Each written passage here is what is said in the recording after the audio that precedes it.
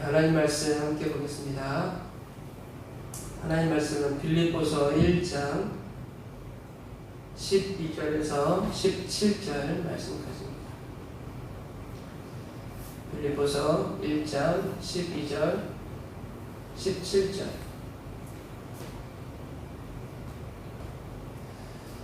우리 같이 합독해서 읽도록 하겠습니다. 형제들아, 내가 당한 일이 도리어 복음 전파의 진전이 된 줄을 너희가 알기를 원하노라. 이러므로 나의 매임이 그리스도 안에서 모든 시일의 안과 그 밖의 모든 사람에게 나타났으니 형제 중 다수가 나의 매임으로 말미암아 주 안에서 신뢰함으로 겁 없이 하나님의 말씀을 더욱 담대히 전하게 되었느니라. 어떤 이들은 투기와 분쟁으로, 어떤 이들은 착한 뜻으로 그리스도를 전파하다니, 이들은 내가 복음을 변증하기 위하여 세우심을 받은 줄 알고 사랑으로 하나, 그들은 나의 매임에 괴로움을 더하게 할 줄을 생각하여 순수하지 못하게 다툼으로 그리스도를 전파하느니라. 아멘. 오늘 여기까지의 말씀을 보도록 하겠습니다. 하나님께서 허락하신 귀한 시간 속에서 우리가 하나님 앞에 예배하며 우리 주님 앞에 삶을 살아갑니다. 내 어떤 인생이든 삶의 현장에는 문제들이 있고요.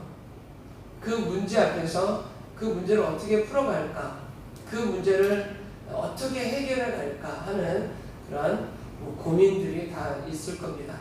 우리 어린 친구들은 근심거리라면 공부를 어떻게 잘 할 수 있을까, 어떻게 공부를 잘 해볼까, 그런 거겠죠. 공부를 잘하기 위해서 여러 가지 방법들을 생각을 해보겠죠. 계획도 잡고, 계획을 잡은 것이 좀 이렇게 너무 뜬구름 잡는 것 같은 계획이면 좀 구체적으로 잡고, 하루의 일과 시간을 잡기도 하고, 자기 시간을 잘 활용하려고 애쓰면서 그 고민을 풀어가려고 하죠. 그래도 학교 가면 등수가 있고, 그 등수에 또 마음 위축되기도 하고 연약한 마음 갖기도 하고 그런 거겠죠. 또 어른들은 생업에 종사하다 보니까 우리가 이제 식사, 밥 먹고 사는 일에 있어서 의식주 문제를 해결하기 위해서 열심히 일을 하죠. 그래서 벌이가 잘 안 되면 마음의 근심이 쌓이고, 또 마음의 근심이 쌓이면 그것이 내 심령이 상하고, 그리고 여러 가지로 아픈 일들이 또 일어나게 됩니다. 어린이나 청소년, 청년, 어른들 누구나 할 것 없이 문제가 없는 인생은 이 세상에 단 한 사람도 없다.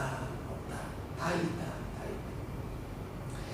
가끔 고난을 당하는 분들 중에 왜 나만 이런 고난을 받아야 하느냐, 그래서 그 고난을 피해가려고 하죠. 근데 피한다고 피해지는 게 아니에요. 피하는 게 아니라 넘어갈 수 있는 힘이 우리에게 먼저 필요한 거죠. 왜냐하면 피해가면 그 고난이 또 기다리고 있기 때문에. 자신만 받는 고난이라고 생각하고 괴로워하고 원망하고, 그 원망은 원망에 그치는 것이 아니라 다른 이들에게 심령에 상함을 주기도 하고, 무거움을 주기도 하고, 부담감을 주기도 하고, 그런 거죠. 그러나 그 고난이 자기 자신에게만 있는 게 아닙니다. 자기 자신에게, 사람들에게 다 있는 거죠. 다른 사람들도 당하는 일이죠. 심지어 우리가 잘 아는 예수님도 고난 당하지 않으셨습니까? 예수님도. 다만 그 사람들은 감추고 있는 것이고, 그리고 우리보다, 혹은 내가 당하는 고난보다 모양이 좀 다른 그런 고난이겠죠. 좀 다를 뿐인 겁니다. 오늘 본문에서 사도 바울도 어떤 고난 중에 있습니다. 사도 바울 감옥에 갇혀 있고, 감옥에 갇혀 있음에도 불구하고 자기를 위해서 응원하는 사람이 있는가 하면 그를 위해서 시기 질투로 그를 모함하고 곡해하고 바울을 감옥에 있음에도 불구하고 감옥에 있는 그 바울을 힘들게 하는 이들도 있고 거기에 플러스 더 고난을 받고 있는 사도 바울의 그 모습입니다. 모습. 이 사도 바울이 당한 문제는 우리가 세 가지로 오늘 본문에서 얘기할 수 있는데요. 첫 번째는 환경의 문제입니다. 환경. 두 번째는 인간관계에서 당하는 만병입니다. 세 번째는 삶과 죽음의 문제. 삶과 죽음의 문제. 이 세 가지 문제, 환경의 문제, 사람과의 관계 문제, 삶이냐 죽음이냐에 대한 문제. 이 문제가 봉착되어 있는 거죠. 근데 이 문제를 사도 바울이 어떻게 풀어가는가? 어떻게? 사도 바울은 하나님 주시는 그 음성과 하나님의 그 은혜 속에서 이것을 어떻게 풀어가고 있는가? 오늘 우리가 말씀을 토대로 우리의 삶의 고난들을 풀어갈 수 있는 그런 방법을 우리가 한번 찾아보고자 하는 겁니다. 첫 번째로는 환경의 문제입니다. 그는 지금 로마 감옥에 갇혀 있습니다. 로마 감옥에 갇힌 가운데 모욕과 멸시를 경험하고 있고 이 감옥에서 언제 나갈지 오늘 들어왔으니까 일주일 후에 나간다 하면 뭐 좀 버틴다고 버틸 수 있겠죠. 그러나 언제 나갈지 모르는 불확실한 가운데 2년여 동안 약 2년 정도 쇠사슬에 매여서 갇혀 있게 되는 거죠. 여러분 그게 뭐 쉬운 연도겠습니까? 우리는 지금 뭐 코로나19로 인해서 지금 CMCO 많이 풀렸음에도 불구하고 그 전에 MCO로 인해서 갇혀 있는 듯이 그러나 안에서 우리는 뭐 쇠사슬 매인 것도 아니고 그런 것들과 고통스러워 힘들어하고 그 환경 때문에 사도 바울은 쇠사슬에 매여서 갇혀 있는 거죠. 그런데 그 사도 바울이 이 환경 문제를 어떻게 풀어가고 있는가? 오늘 이 12절 말씀 보게 되면 이런 얘기합니다. 형제들아 나의 당한 일이 도리어 복음의 진보가 된 줄을 너희가 알기를 원하노라. 내가 지금 감옥에 갇혀있는 이것으로 인해서 오히려 복음의 진보가 된 줄, 복음이 더 진전된 줄, 오늘 본문 말씀 보게 되면 복음 전파의 진전이 된 줄을 너희가 알기를 원한다. 할렐루야. 여러분 지금 자신이 당한 모든 일에 대해서 불평하거나 단순한 괴로움에 붙잡혀 있지 않습니다. 사도 바울은 자신의 복음을 전하다가 당하는 아픔에 불구하고 그는 좌절하지 않습니다. 복음을 더 전해야 되는데 내가 여기 있다니 이러면 안 되지 뭐 그런 안타까움도 없습니다. 오히려 자기가 이 감옥에 갇혀있는 이 시간을 통해서 복음 전파에 더 친전이 되고 있음을 빌립보 교회 향해서 너희가 알기를 원하더라. 우리가 잘 아는 저 빌립보서를 통해서 사도 바울은 그 빌립보 교회들에게 주 안에서 기뻐하라. 내가 다시 말하노니 기뻐하라. 이렇게 말하지 않습니까?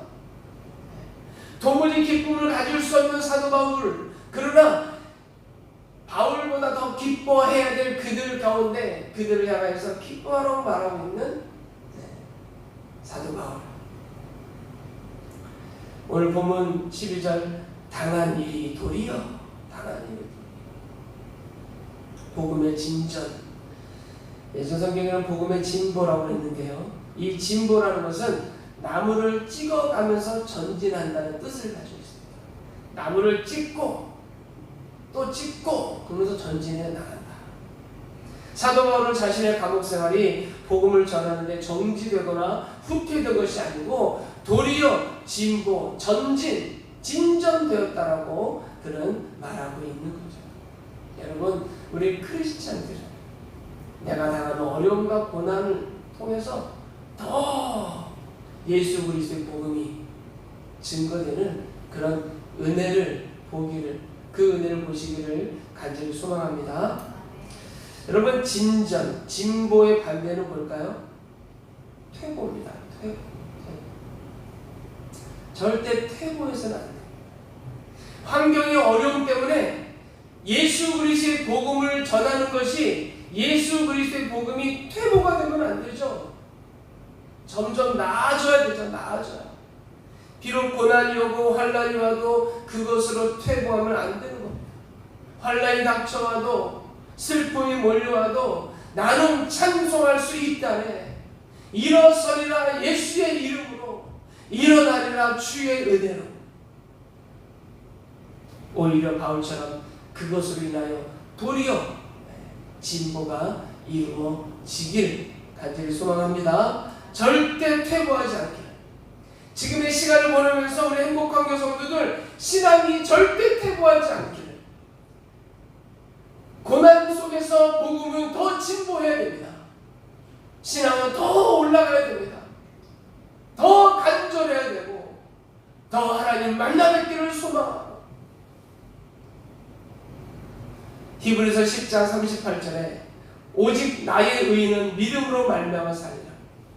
또한 뒤로 물러가면 내 마음이 저를 기뻐하지 아니하리라. 뒤로 물러나면 내가 저를 기뻐하지 않는다. 막막하십니까? 한 발짝 내딛지 못합니까? 그러나 그 고난이 복음의 진보가 되고 있다라는 그 믿음을 가지고 여러분들이 지금의 어려운 현실들을 딛고 일어서요. 옛날에 어른들이 그랬어요. 이러다 망하지, 이러다 망하지. 그러다 진짜 망하는 거. 그러다 망한다고. 현실의 망함이 즉시 온다니까요. 즉시. 예수를 믿는 믿음으로 일어나야지, 일어나야지, 일어나야지, 일어나야지. 일어서는 겁니다. 하나님이 주시는 힘으로 일어서는 겁니다. 끝까지 또 못 일어나고. 잠언서 1장 32절 보면 어리석은 자의 퇴보는 자기를 죽이고 미련한 자의 안일함은 자기를 멸망시킨다 그랬습니다. 우리 스스로가 점검해 보세요. 나는 퇴보하고 있는가? 나는 진전되고 있는가? 내가 꼼짝달싹 못한다고 해도 내 영은 진전돼야 되고요. 내 안에 꿈틀거리는 예수 그리스도의 복음에 대한 하나님의 사랑에 대한 충만함이 더해져야 되지 않겠습니까? 조금만 기다려라. 내가 문이 열리면 가겠노라.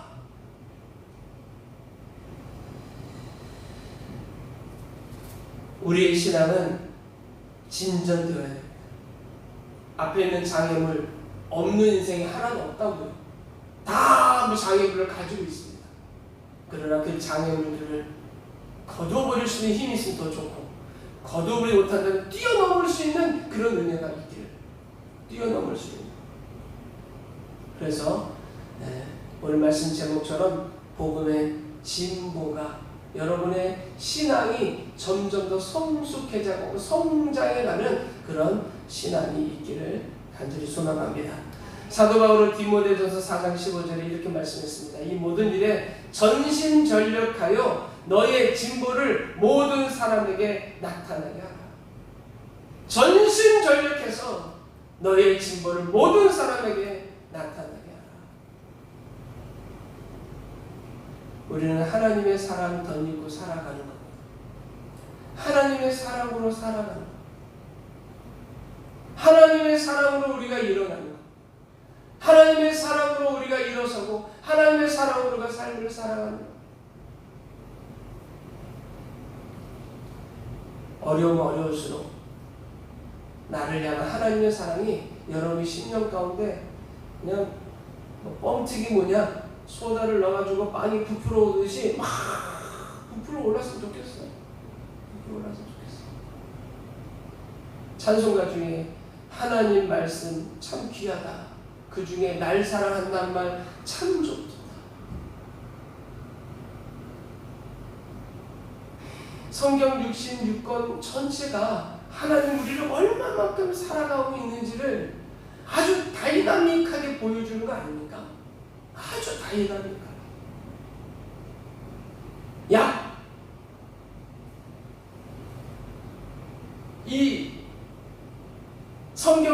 나오는 이 사람들의 삶을 통해서 하나님의 인생들을 얼마나 사랑하시는지 아주 다양합니다. 오늘 우리가 읽는 신명기 말씀 읽기도 마찬가지. 그 말씀 속에 십계명 속에 하나님의 사랑이 느껴지지 않습니까?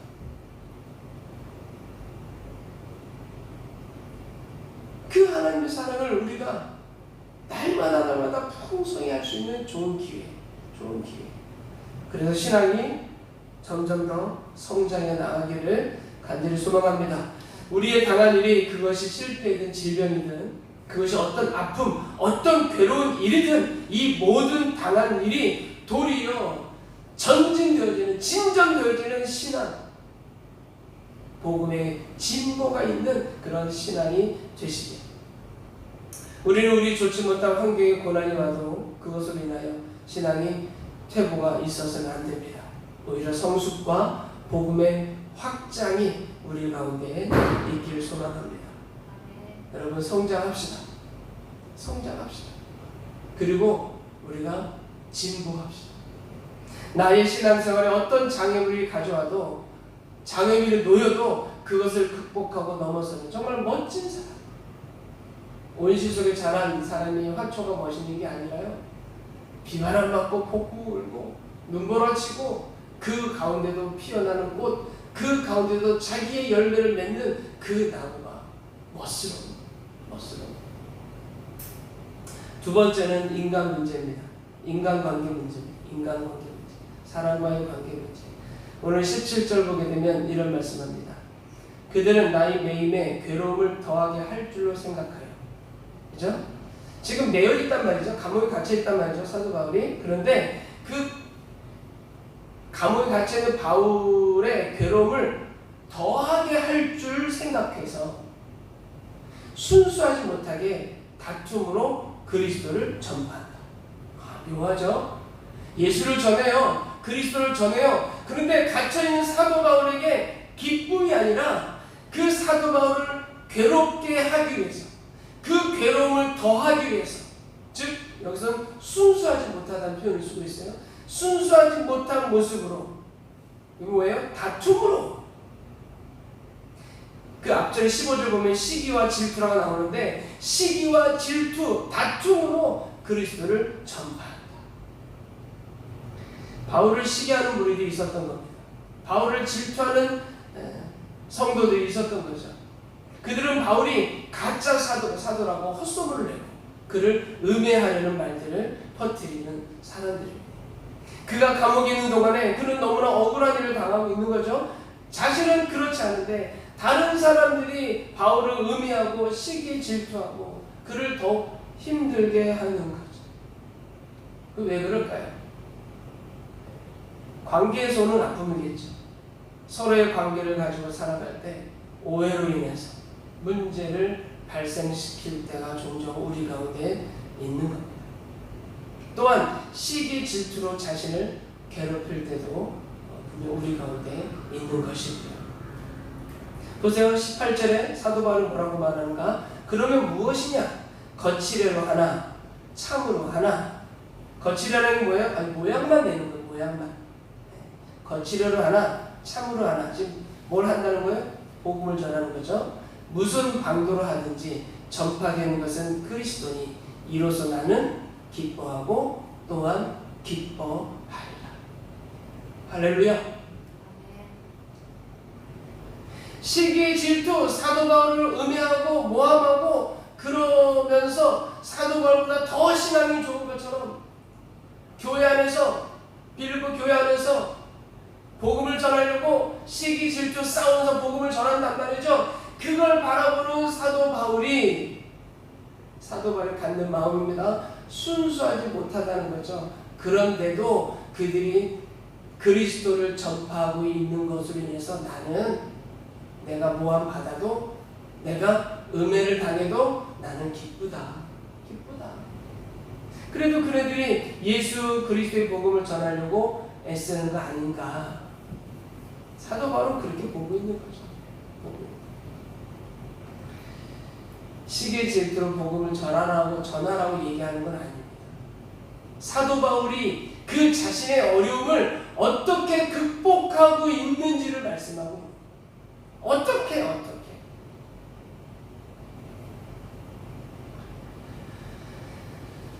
사람들이 시기나 질투로 일하는 것, 결국은 예수의 복음이 전파되는 것. 시기나 질투로 바울을 이겨볼 생각으로 더 열심히 일하는데 그것 때문에 복음이 더욱 확장되었으니까 사도 바울은 기쁘다. 어떤 모습으로든 복음이 전해지니까 나는 그게 참 기쁘다. 목회를 하면서 그런 생각 들 때가 참 많습니다. 여기서 우리는 한 가지 배워야 할 것은 시기와 질투는 인간관계를 가장 파괴시키는 가장 무서운 사단의 무기라는 것을 우리가 알아야 됩니다. 이것으로 인해서 다툼이 생기고요. 그 다툼은 분열을 조장시키고 결국은 그 분열은 교회에 큰 타격을 주게 됩니다. 어떤 이들에게 시기와 질투가 일어납니까? 어린아이들, 영적인 유아기. 이것이 좋다, 저것이 좋다. 나보다 더 가지면 시기 질투하고, 사촌이 땅 사면 배 아프고, 이 영적인 유아기인 거죠. 성숙하지 못한 겁니다. 여러분, 인간의 최초의 살인의 원인이 뭔지 아십니까? 시기와 질투였습니다. 가인과 아벨의 제사, 가인이 아벨을 쳐 죽인 이유가 뭡니까? 시기 질투라고요. 시기 질투. 왕이면서도 사위 다윗을 죽이려고 그렇게 했었던 사울왕, 결국 시기 질투 때문에 사울왕은 망하는 인생 아닙니까? 아주 작고 소소한 그 일 때문에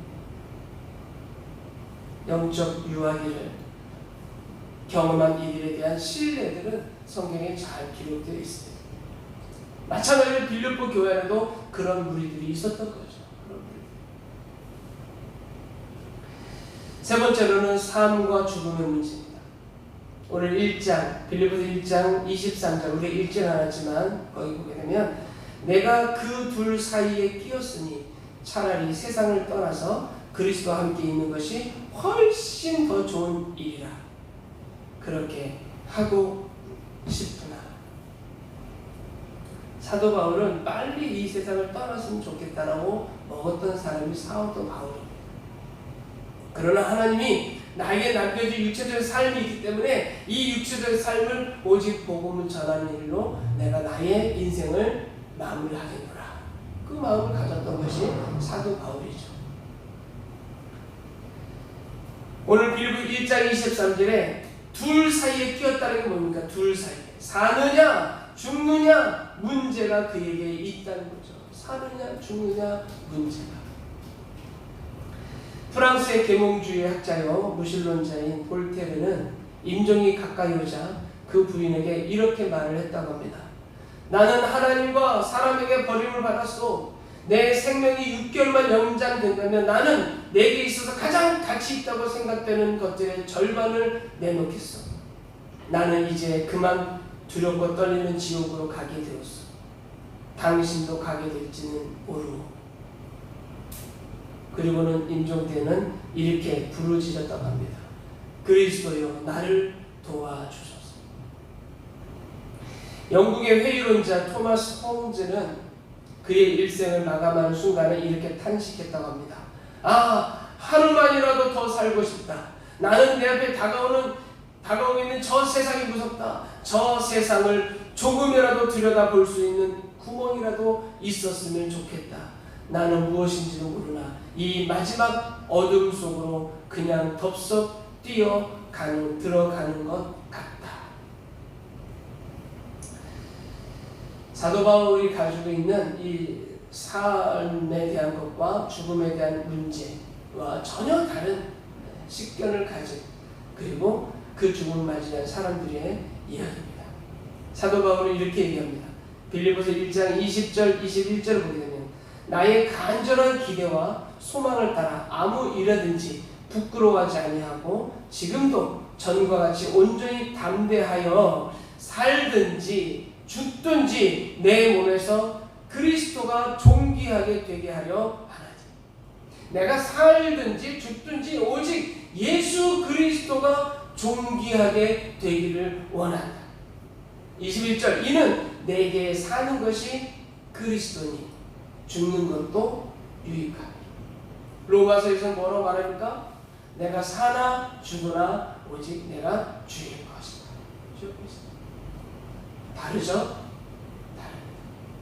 환경의 문제, 사람과의 관계 문제, 삶과 죽음의 문제, 누구나 가질 수 있는 문제인데 그 문제를 해결하는 방식이 달라요. 그 문제를 바라보는 식견이 달라요. 그 문제를 통해서 얻고자 하는 게 있는데 그것이 오직 복음의 진보다.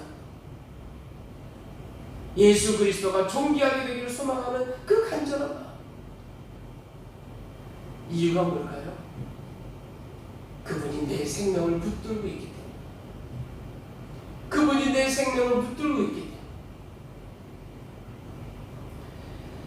사람이 제일 되는 목적이 하나님을 영원하게 하고 그를 기뻐하고 그를 즐거워하는 것이라고 합니다. 우리 인생은 하나님을 영원하게 하는 일과 그분을 기뻐하고 즐거워하는 일, 이게 전부입니다. 전부. 이게 전부라고요. 하나님을 영원하게 하지 않을 만한 일들은 손 안 대면 되는 거고, 하나님을 기뻐하는 일 아닌 거라면 내가 멀리 하면 돼. 아주 단순한 거죠. 그런데 우리 안에 이 죄성이 단순한 것을 아주 복잡하게 만들어버립니다. 아주 복잡하게. 바라옵기는 우리 삶에서 그리스도가 존귀하게 되길 간절히 소망합니다. 우리의 삶은 문제로 둘러싸여져 있습니다. 이것은 죽는 날까지 그럴 겁니다. 죽는 날까지. 올해가 거치면 내년 안 그러겠지. 내년에도, 내후년에도 30, 40, 50, 60, 70 내 생명의 연한은 끝나는 그 순간까지 이 문제는 계속 우리를 둘러싸고 우리를 괴롭히고 우리를 힘들게 할 겁니다. 어떻게 하시겠습니까? 다람쥐 쳇바퀴 돌리듯 올라갔다 내려갔다 올라갔다 내려갔다 롤러코스터를 타듯 오르락내리락 하시겠습니까? 그 모든 것을 초연하게 해결하신 예수 그리스도를 붙들고 그 예수 그리스도를 존귀하게 하는 일로 그 예수 그리스도의 복음을 전하는 일과 그 복음이 증거되는 일로 세상에 어떤 문제, 어떤 환경이라도 아랑곳하지 않고 그분의 영광을 위해서 사시겠습니까? 오늘 본문 사도 바울이 우리에게 주신 말씀을 마음에 잘 새겨서 우리 행복한 교회 성도들 지금의 이 환경 혹은 사람과의 관계 혹은 삶이냐 죽음이냐에 대한 이 문제들 오늘 말씀으로 잘 해결하고 이겨나가시기를 간절히 소망합니다. 할렐루야. 우리 함께 찬양 같이 한번 부르도록 하겠습니다. 우리 주 부르심 따라 우리 찬양 다시 한번 부르고 우리 같이 기도하도록 하겠습니다. 우리 찬양 가사를 보면 이 찬양 가사 중에서 가장 마음에 감동이 되고 마음이 찡한 것은 하나님 사랑 날 떠나지 않고 날 떠나지 않고 그 사랑 받은 오늘 우리도 그분 떠나지 맙시다. 우리도 그분 떠나지 말자. 끝까지 사랑하신 그 주님의 십자가의 은혜를 기억하면서 우리도 잠시 잠깐 흔들릴 수 있습니다. 잠시 잠깐 갈등할 수 있습니다. 그러나 다시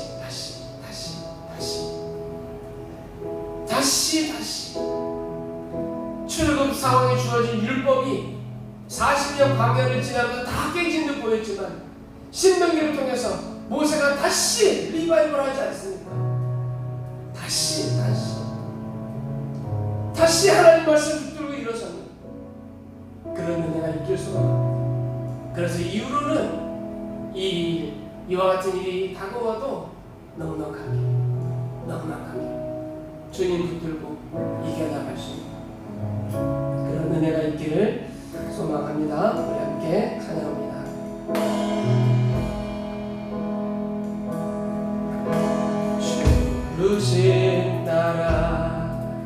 예수 이름 부르며 나의 인생을 드렸네. 사랑을 이해 못하고 결과 어떠하든지 주만 따라가기 원했네.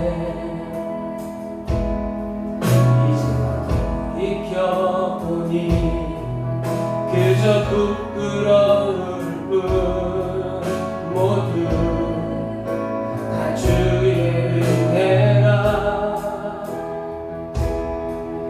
벼랑 끝에 선 나를 주의 손이 이끌어 여기까지 인도하셨네. 할렐루야. 하나님 사랑, 하나님 사랑 날 떠나지 않고 끝까지 사랑하셨기에